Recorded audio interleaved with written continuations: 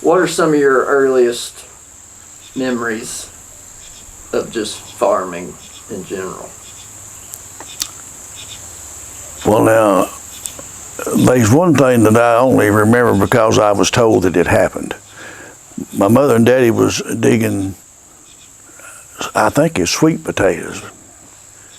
And I was 2 years old. That's what they tell me. And daddy told me to go get a sack, you know, it'd been a grass sack or a burlap, you know, to put some more taters in.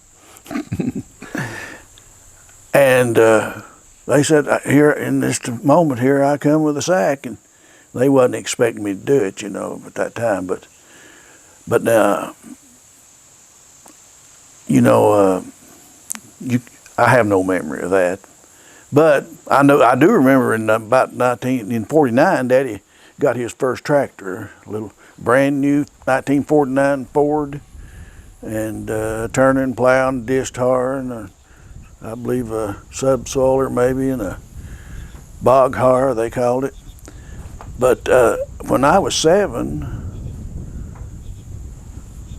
would have been what, next year, about 1950 in the summertime, I was driving that tractor, not really out of what it was. He would hook it to the wagon or the trailer, and he'd hook that hay loader behind of it, which was a big old, it picked up the hay and took it up and dumped it on the trailer, and then he packed it around.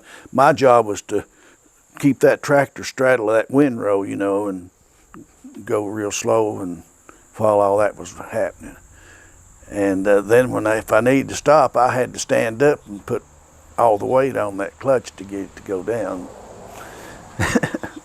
But that was my job for the next few years, was to do in the hay business. But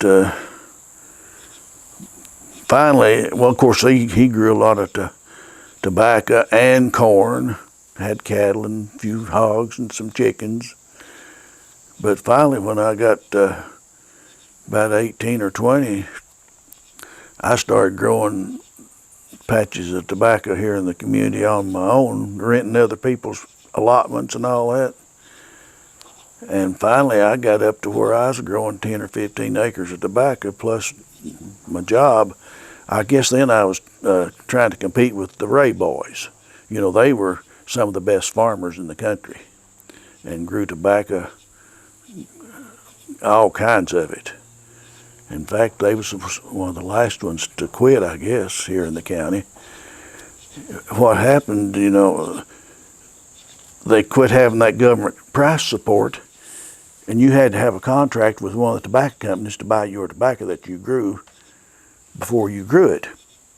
And that worked fairly well, except that those companies, they didn't want to pay you much for your tobacco. In fact, even right now, there's people growing tobacco. Not around here, but they are other places. Tobaccos are bringing about $2 a pound now, I understand. Well, it was bringing that much 20-something years ago. And cost of fertilizer and everything, all the inputs have skyrocketed. And now it's just beyond me how you make any money growing tobacco now.